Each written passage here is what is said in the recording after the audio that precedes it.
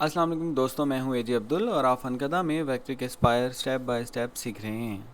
दोस्तों, हम 3D modelling सीख रहे हैं और 3D मॉडलिंग में हमने 3D के सभी टूल्स पढ़ लिए हैं, लेकिन अब हम इसके ऑपरेशंस देखे थे। जैसा कि हमने पिछली वीडियो में डिस्कस किया था कि अब हम इनके ऑपरेशंस देखेंगे। तो यहाँ पे हमारे पास वही मॉडल है जो हमने पिछली वीडियो में बनाया था। इसको हम डिलीट करते हैं। तो यहाँ पे हम इसके जो दीगर ऑपरेशंस हैं इनको पढ़ना स्टार्ट करते हैं। तो हमने यहाँ तक पढ़ लिया था। इसके बाद जो है add a place component with zero height covering model. तो अगर हम इसके ऊपर ज़ीरो हाइट की एक कवर देना चाहते हैं, एक प्लेन बनाना चाहते हैं जिसकी हाइट बिल्कुल ना हो लेकिन वो बैकग्राउंड पे सिर्फ आ जाए हमारे मॉडल को मज़ीद विजिबल करने के लिए, तो हम यहाँ पे सिंपल इसको एक बार प्रेस करेंगे तो देखें ज़ीरो हाइट का एक प्लेन कंपोनेंट हमारे पास नीचे आ गया। इससे जो 3D मॉडलिंग में आप टूल पाथ लगाते हैं 3D फिनिश, उसमें बहुत ज़्यादा आपकी फिनिशिंग आती है। और दूसरी चीज़ है कि आप जब डिज़ाइनिंग कर रहे होते हैं तो आपका मॉडल बहुत विजिबल होता है। इसके बाद नेक्स्ट हमने बहुत दफ़ा आपके सामने मैंने यूज़ किया है कि अगर हमारे पास ऑलरेडी एक 3D कंपोनेंट जो है वो अवेलेबल है और उसको हम इसमें इंपोर्ट करना चाहते हैं तो वो आप कैसे करते हैं, हमने बहुत दफ़ा किया है। उसके बाद जो है create a component from selected और इम्पोर्टेड बिट मैप। तो अगर आप कोई बिट मैप इम्पोर्ट करते हैं, बिट मैप मतलब कोई पिक्चर इम्पोर्ट करते हैं और पिक्चर से डायरेक्टली किस तरीके से आप 3D मॉडल बना सकते हैं, वो आप इस टूल के ज़रिए से देखेंगे। इसको हम अलग से पढ़ेंगे। तो यहाँ पे एक दूसरी चीज़ है कि आप जो आपने मॉडल बनाया हुआ है उसको आप एज अ STL अगर एक्सपोर्ट करना चाहते हैं तो उसके लिए ये ऑप्शन है। इसको हम अभी के लिए देख सकते हैं, इसको हम पेंडिंग कर रहे हैं। तो जैसे ही आप इस पर क्लिक करेंगे तो वो आपसे पूछेगा कि आप जो है इसका टॉलरेंस कितना रखना चाहते हैं। तो मैंने ऑलरेडी इसको 0 1 पे सेट किया हुआ है, और या फिर सिंपल यहाँ पे मैक्सिमम नंबर ऑफ़ ट्रायंगल्स रख लेते हैं। ये जितने आप नंबर ज़्यादा रखेंगे, जो आपकी 3D मॉडल जो है वो एक्सपोर्ट होगा वो इतना ही ज़्यादा विजिबल होगा, इतनी ही ज़्यादा उसकी रेजोल्यूशन अच्छी होगी। इसके बाद जैसे ही आप इस पर ट्रायंगुलेट पे क्लिक करते हैं तो देखें आपका जो मॉडल है वो कन्वर्ट हो चुका है। सिंपली जैसे ही आप सेव पे करेंगे तो आप जाके STL as a STL file आपके पास सेव हो जाएगा। फॉर एग्जांपल हम इसे यहाँ पे सेव करते हैं तो देखें यहाँ पे STL फाइल ऑलरेडी है। हम यहाँ पे इसको टेस्ट लिख के सेव कर देते हैं, ये हमारे पास सेव हो गया। यहाँ से हम इसको क्लोज़ करेंगे। अभी हमारे पास एक ऑप्शन है जिसमें हम किसी भी वेक्टर के अंदर या बाहर का एरिया क्लियर कर सकते हैं। ये वाला जो हमारे पास ऑप्शन है, इससे हम जो कंपोनेंट के अंदर एरिया है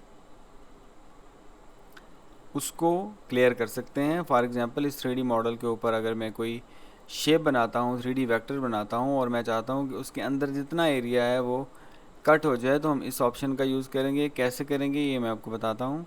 उसके बाद जो है कि अगर आप उस कंपोनेंट के बाहर वाला जो है उसको करना चाहते हैं एरिया को डिलीट, तो वो कैसे करेंगे। तो देखें, सबसे पहले हम यहाँ पे एक ऑप्शन आ रहा है create a vector boundary around selected component, यानी जो आपने कंपोनेंट सेलेक्ट किया है उसके अराउंड, उसके बाहर अगर आप एक बाउंड्री क्रिएट करना चाहते हैं तो सिंपल आप इस एक टूल की मदद से कर सकते हैं। आपने सिलेक्ट ऑल किया, अगर आपका कंपोनेंट ग्रुप है तो आपको एक ही दफ़ा इसके ऊपर क्लिक करना पड़ेगा, लेकिन मेरे पास अनग्रुप है तो मैंने सबको सिलेक्ट किया। उसके बाद जैसे ही आप प्रेस करते हैं तो देखें हमारे पास एक बाउंड्री लाइन जो है वो आ चुकी है। ऑटोमेटिकली एक बाउंड्री, एक ट्रेसिंग जो है या एक कटिंग हमारे पास बन के आ गई है। यहाँ पे अब हम एक चीज़ अप्लाई करने जा रहे हैं, वो है स्पिन। तो सिंपल हमने पहले से क्रॉस सेक्शन बनाया हुआ है, हम इसके ऊपर स्पिन जो है उसको अप्लाई करेंगे। तो देखें जैसे ही मैंने इसको अप्लाई किया तो हमारी जो क्रॉस सेक्शन का शक्ल का जो डिज़ाइन था उसके मुताबिक हमारा डिज़ाइन वो मोल्ड हो गया। अभी हम क्या करने वाले हैं, अभी हम नेक्स्ट ऑप्शन जो है यहाँ पे हम इसको क्लोज़ करते हैं और हमारे पास ये दो चीज़ें हैं। सबसे पहले हम आउटसाइड एरिया क्लियर जो है इसको अप्लाई करेंगे। बहुत सादा है।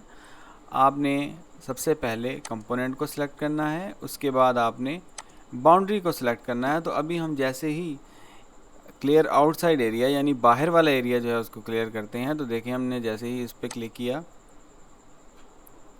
तो देखें बजाय इसके कि हम एक एक पत्ती के नीचे शेप देते खम देते, हमने एक ही दफ़ा स्पिन का यूज़ किया और एक्स्ट्रा जो हमारे पास कंपोनेंट था उसको हमने डिलीट कर दिया। तो देखें हमारे जो कंपोनेंट है जो हमने डिज़ाइन बनाया हुआ था वो उसी शेप में आ गया जिस शेप में हम इसको लाना चाहते थे। क्रॉस सेक्शन से आप दोनों तरफ से इसको सेम तरीके की शेप नहीं दे सकते। हमने अपना रिक्वायर्ड पत्ता क्रॉस सेक्शन से बनाया और उसके बाद हमने एक और खम इसमें ऐड किया, इसमें शामिल किया ताकि इसको हम अपनी मर्ज़ी की शेप दे सकें। इसके पास हमारे पास ये तो वर्ड्स, अगर हम इसके अगेंस्ट ये वाला ऑप्शन लेते तो हमारे जो कंपोनेंट हमने बनाया है, ये जो एक 3D वॉल हमने क्रिएट की है, इसके अंदर जो कंपोनेंट था वो डिलीट हो जाना था। तो ये भी हम आगे कहीं प्रैक्टिकल एग्जांपल इसकी देख लेंगे। फ़िलहाल आपको समझ आ गई है ये दोनों एक दूसरे के अपोजिट हैं, वाइस वर्सा हैं। अगर ये बाहर से काटता है कंपोनेंट के तो ये अंदर वाला हिस्सा जो है उसको उड़ा देता है। अब हम इसके ऊपर स्प्लिट जो है उसको अप्लाई करेंगे। बहुत सिंपल है। आपने यहाँ पे इसको सिलेक्ट किया और एक दफ़ा हम इसको ग्रुप करते हैं। अब हम चाहते हैं कि कहीं से भी हम इसको स्प्लिट करें किसी एक हिस्से को जो कंपोनेंट हमारे पास बना हुआ है। बाज़ दफ़ा हमारे पास STL फाइल्स होती हैं और उसमें कुछ ऐसी चीज़ें होती हैं जो हमें नहीं चाहिए होती, तो उनको हम मुख्तलिफ़ तरीक़ों के साथ डिलीट कर सकते हैं। जैसा कि फ़ॉर एग्ज़ाम्पल अगर हमें ये इतना हिस्सा इसका नहीं चाहिए तो हम क्या करेंगे, हमने इसको इस हिस्से को जो हमें नहीं चाहिए हमने किसी एक कंपोनेंट के अंदर लाया।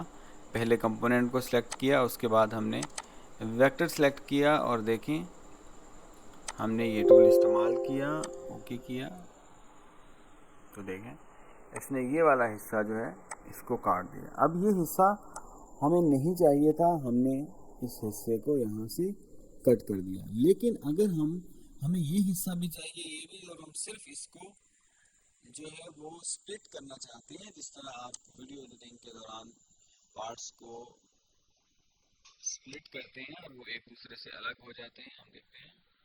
सिंपल हमने कंपोनेंट को सिलेक्ट किया, इस लाइन को सिलेक्ट किया, उसके बाद जैसे ही हम स्प्लिट का ऑप्शन यूज़ करते हैं, देखें हमने इसको काट लिया, लेकिन ये भी हमारे पास मौजूद है और हम इसको कहीं पर भी शिफ्ट कर सकते हैं और अगर नहीं हम यहाँ पे लाकर इसको फिट भी कर सकते हैं।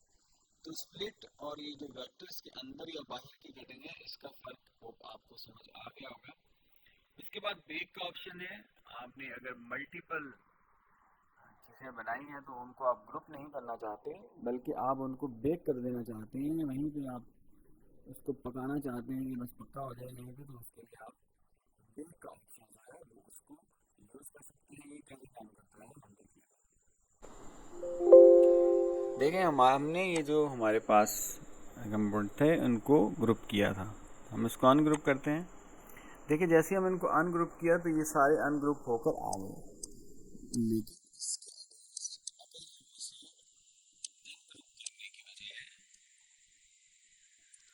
इनको बेक करते हैं।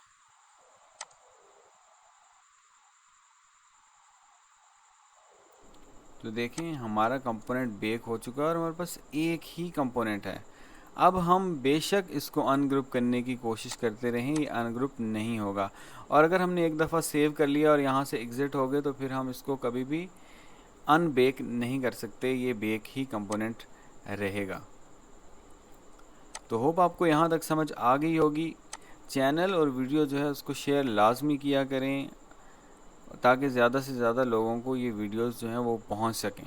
इसके बाद हम कोई भी 3D ट्यूटोरियल जो है वो उसको स्टार्ट करेंगे और नेक्स्ट जो हमारे टूल्स हैं हम उनके ऊपर अप्लाई करेंगे। इसके बाद हम कोई सा भी सिंपल 3D ट्यूटोरियल करेंगे, उसके बाद थोड़ा सा एडवांस, और फिर हम जो है आगे उससे मुश्किल ट्यूटोरियल जो है वो करेंगे। अगेन मैं कह रहा हूँ, वीडियो को और चैनल को शेयर लाजमी करें।